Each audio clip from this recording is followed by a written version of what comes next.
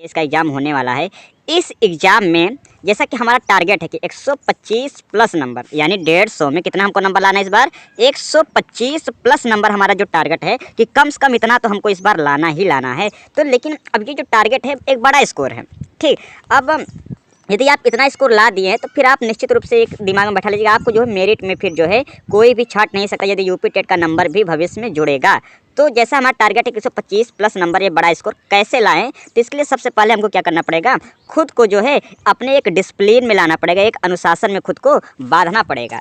अब ये संभव नहीं है कि कैसे खुद को एक अनुशासन में बांधे, खुद को एक डिसिप्लिन में कैसे जो है हमेशा मोटिवेट रखे। तो इसके लिए हमको ज़रूरत पड़ती है कि हमारा एक बेस्ट टाइम टेबल क्या हो, हमारा एक अच्छा उपयुक्त समय सारणी क्या हो, बेस्ट टाइम टेबल क्या हो, जिसको हम फॉलो करके 125 प्लस जो हमारा मंजिल है इसको हम आसानी से इसको हम प्राप्त कर लें। तो ये वीडियो सभी के लिए इम्पोर्टेंट होने जा रही है, जो बच्चे तेज़ हैं उनके लिए भी, जो बच्चे थोड़ा सा मॉडरेट हैं उनके लिए भी, जो बच्चे सबसे कमज़ोर हैं, ये तीनों के लिए ही बहुत ही उपयोगी होने जा रही है। और हम इन तीनों बच्चों को ध्यान में रखते हुए इस पूरे प्लान को जो है हम इसमें डिजाइन किए हैं। तो आइए सीधे चलते हैं और जानते हैं क्या है आज का टॉपिक। यदि आप चैनल पर नए हैं तो प्लीज़ चैनल को सब्सक्राइब कर लीजिए, जिससे यूपी टेट 2023 संबंधित जितनी भी महत्वपूर्ण जानकारी है वो सबसे पहले आप तक पहुँच जाया करेगा। तो आइए सीधे शुरू करते हैं टॉपिक को। तो जैसा पहले यही क्वेश्चन हमारे दिमाग में बैठता है कि सर ये जो एग्ज़ाम होने वाला है यूपी टेट का, इसमें कितना दिन टाइम है, यानी एग्ज़ाम ये कब होगा। तो देखिए इसका मैं कोई प्रूफ अभी मैं नहीं दे सकता हूँ कि कब होगा, लेकिन अगर मैं एक अनुमान लगाऊं तो जैसा कि हमको ये पता है कि 10 फरवरी को जो है क्या होगा कि जो आयोग इस बार यूपी टेट 2023 का एग्ज़ाम लेगी उसका गठन हो जाएगा। तो निश्चित रूप से 5 से 6 दिन बाद यानी 15 फरवरी तक नोटिफिकेशन कोई यूपी टेट का आ जाएगा कि कब से जो है फॉर्म भरना स्टार्ट होगा। यदि मैं मान भी लूँ कि फॉर्म जो है लगभग आपका 1 महीना तक लगातार भरा जाएगा, तो भी हम देखते हैं कि ये जो एग्ज़ाम है ये आपका कब पहुंच जा रहा है, ये आपका पहुंच जाएगा लास्ट यानी 20 फरवरी तक। ये अगर मैं मान लूँ कि ये फॉर्म भरा जाएगा तो भी एग्ज़ाम कम से कम जो है क्या करवाएगा, वो 1 महीना तो समय देगा ही तैयारी करने के लिए। यानी अगर हम मोटे तौर से देखें कि लगभग एग्ज़ाम जो होगा ये 1 अप्रैल को ही होगा, ऐसा देखने को हमको मिल रहा है। यानी 1 अप्रैल के पहले तो एग्ज़ाम बिल्कुल भी नहीं होगा। यदि हम इस मोटे तौर पर गिन ले इस दिन को, टोटल कुल कितने दिन है, 60 दिन, यानी कि टोटल जो हमको समय इसमें मिल रहा है कितने दिन का, 60 दिन का समय मिल रहा है, जो अपने आप में एक बेस्ट समय, इतना एक बहुत ही अच्छा समय होता है एक अच्छा नंबर स्कोर करने के लिए। 60 दिन एक अच्छा समय होता है। तो अब ये 60 दिन को लेकिन हमको कैसे यूज करना है कि हमारा ये 60 दिन हमारे लिए 125 प्लस का टारगेट को आसानी बना दे, आइए इसके बारे में चर्चा करते हैं।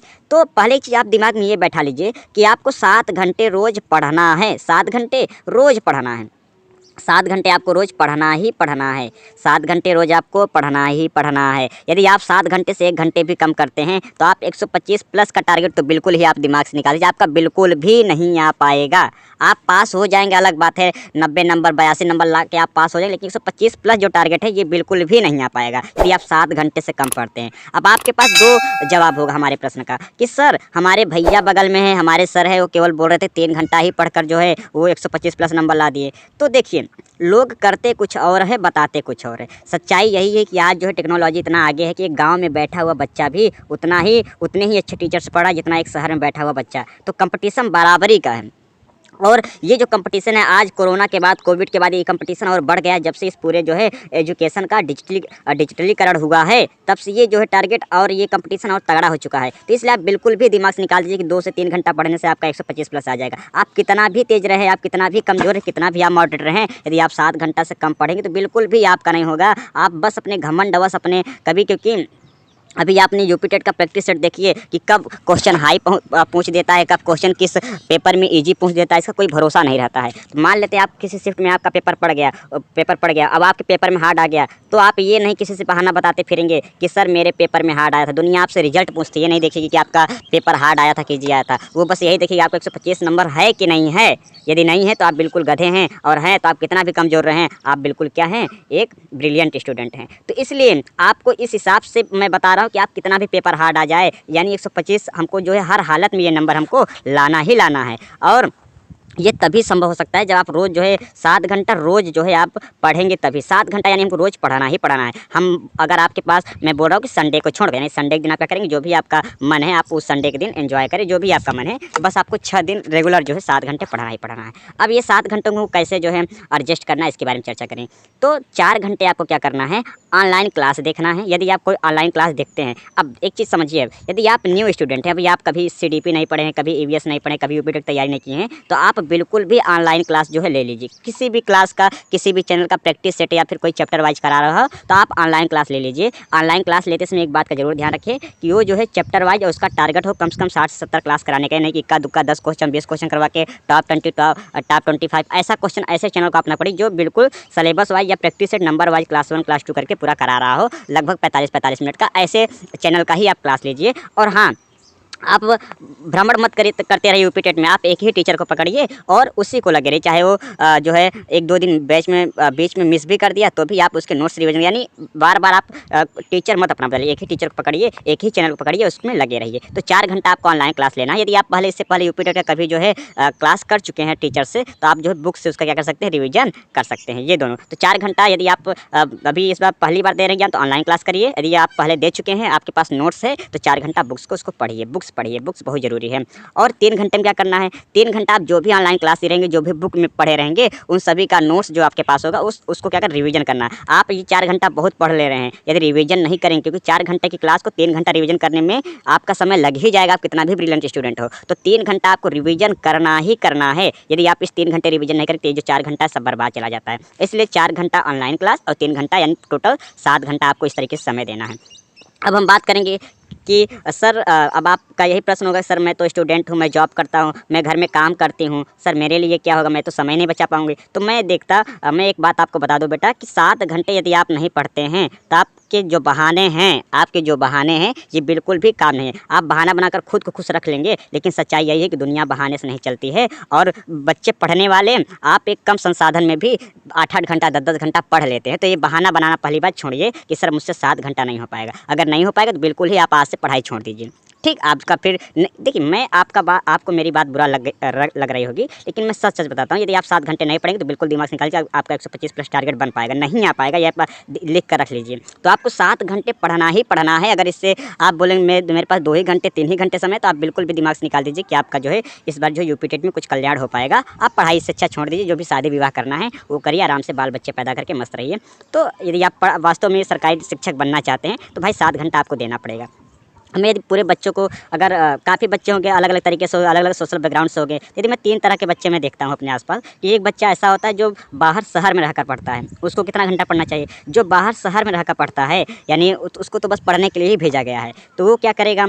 और यदि कोई एक बच्चा ऐसा है या एक बच्ची ऐसी है कि वो बेचारी गांव में रहकर पढ़ती है, या फिर घर के काम, उसके पास घर के काम भी होते हैं, तो घर का काम भी करना होता है, तो उसके लिए कैसे हो पाएगा। एक बच्चा ऐसा है जो जॉब भी करता है, तैयारी भी करता है, तो उसके लिए कैसे हो पाएगा। यदि मैं बात करूँगा पहला ऐसा बच्चा जो सिटी में, शहर में रूम लेकर रहता है, तो उसके लिए मैं यही बता दूँ कि उसके लिए भी 7 घंटा जरूरी है। वो भी खुद को हीरो ना समझे कि उसका लिए 3 घंटा बहुत है, वो भी 7 घंटा ही पढ़े। शहर में जाने से आप तेज नहीं हो जाएंगे, पढ़ने से तेज हो जाएंगे, तो वो भी 7 घंटा पढ़ेगा। वो कैसा पढ़ेगा, तो वो 4 घंटा दिन में पढ़े, 3 घंटा रात में पढ़े। कैसे पढ़ेगा, 4 घंटा वो कैसे पढ़ेगा, दिन में पढ़ेगा और 3 घंटा रात में पढ़ेगा, या 4 घंटा रात में पढ़े 3 घंटा दिन। इस तरीके से वो अपना समय बांट ले कि यानी जब दिन में ऑनलाइन क्लास ले तो रात को रिवीजन करे, रात को ऑनलाइन क्लास ले तो दिन में रिवीजन करे। इस तरीके से वो अपना काम जो शहर में बच्चा रह रहा है वो कर सकता है। अब आया घरेलू बच्चा या जो गाँव का बच्चा है या बच्ची है, जो बेचारी घर का काम भी कर, सबसे ज़्यादा स्ट्रगल इसके लिए होता है, उसके लिए होता है जो जॉब करते हैं, जो घर का काम भी बेचारे करते हैं। तो इनके लिए क्या होगा, यदि जो गाँव में काम करता है, तो देखो बेटा इनके लिए यही बात है कि देखिए 7 घंटा आपको भी पढ़ना तो पड़ेगा, बहाने से तो नहीं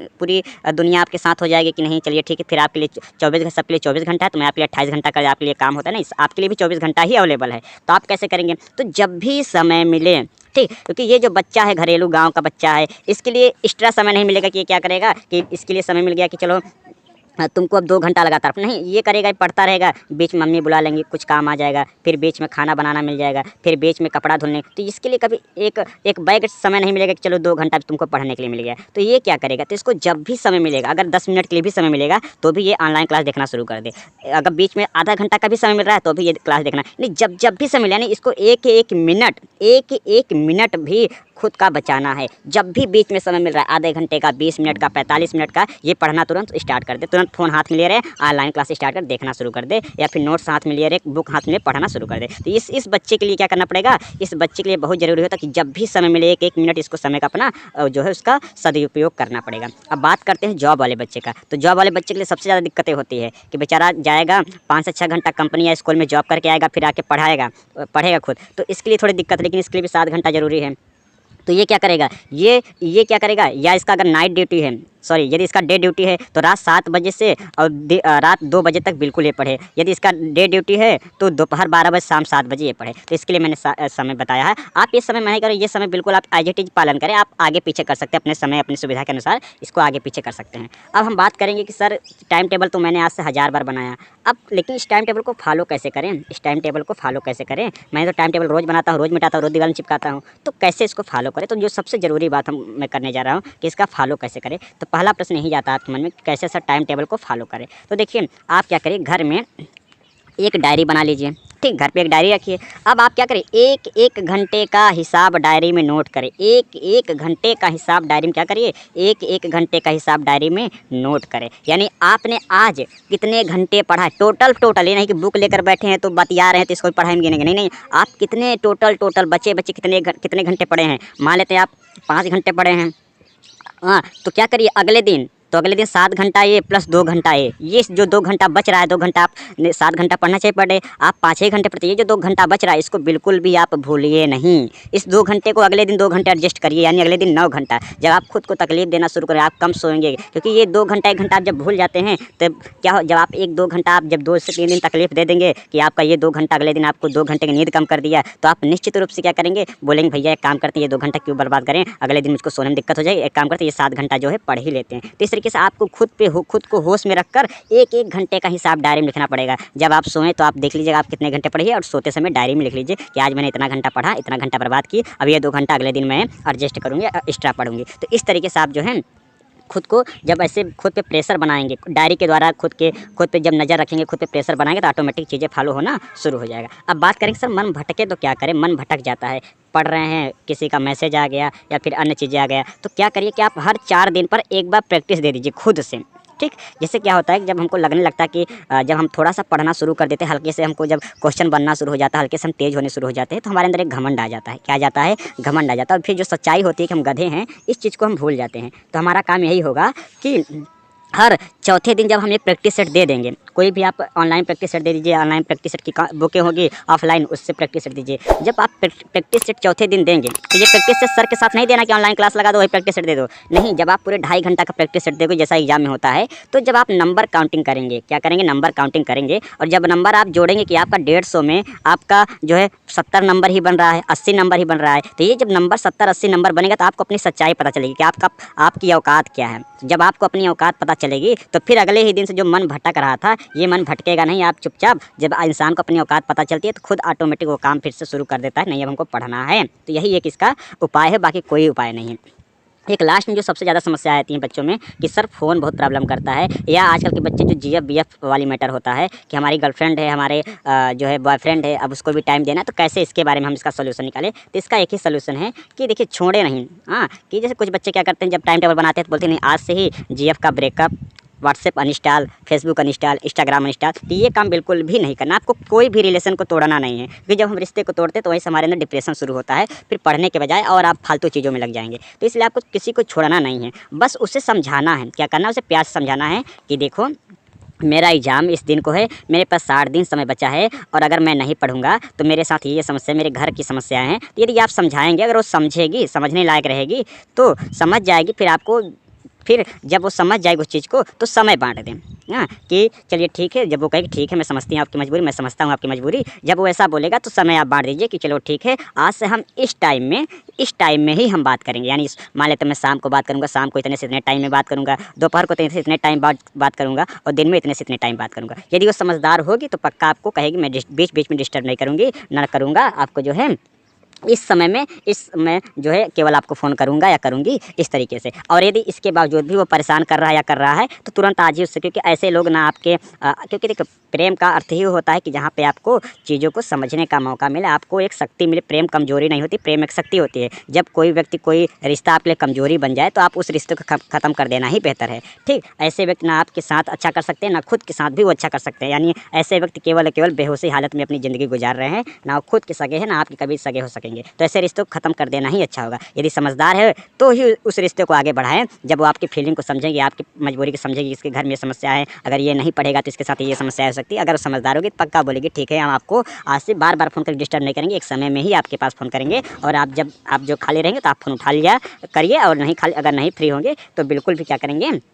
हम बात नहीं करेंगे। तो इस तरीके से समझा बुझा कर ही हमको जो है कोई फैसला लेना, एकाएक ब्रेकअप नहीं करना है, एकाएक व्हाट्सएप पर इंस्टॉल नहीं करना है, जो कि बाकी बच्चे करते हैं। ठीक, क्योंकि आप एक टीचर, एक शिक्षक है, अगर समय और रिश्तों में आप अगर एक सामंजस्य नहीं बैठा पाए तो आप एक शिक्षक के कहलाने के लायक भी नहीं है। तो हमें उम्मीद आपको ये सेशन पसंद आ गया होगा। मैं बस यही इस पूरे सेशन का एक सार है कि आपको कम से कम 7 घंटे तो पढ़ना ही पढ़ना है। अगर 7 घंटे नहीं पढ़ते हैं तो आप उम्मीद छोड़ दीजिएगा, आपकी 125 प्लस आ जाएगा। दूसरा चीज़ कि आपको जो है इस तरीके से अपने सुविधा अनुसार टाइम बांट लेना है और अपने हिसाब से पढ़ना है। तो हमें उम्मीद है। बाकी रही समस्या की फॉलो कैसे करें, तो मैंने आपको बता दिया कि डायरी बना लीजिए, प्रैक्टिस सेट बीच बीच में दिया करिए, और रही बात जो रिलेशंस के जो इंटरफेरेंस और दखलंदाजी होते हैं, उनको आप ऐसा है उनको समझा बुझा कर चीज़ों को सही कर लीजिए। तो हमें उम्मीद आपको ये सेशन पसंद आया होगा। यदि आप चाहते हैं यूपी टेट संबंधित जो भी जरूरी जानकारी या फिर जो आपसे व्यक्तिगत जो आपकी समस्याएं हैं, तो प्लीज़ आप चैनल को सब्सक्राइब कर हमसे जुड़ जाइए, लोगों से शेयर करिए, और हाँ, कमेंट कर हमें जरूर बताइए कि चीज़ें में अगला हम सेशन किस टॉपिक पर लाए। तो सुनने के लिए आप सभी का धन्यवाद।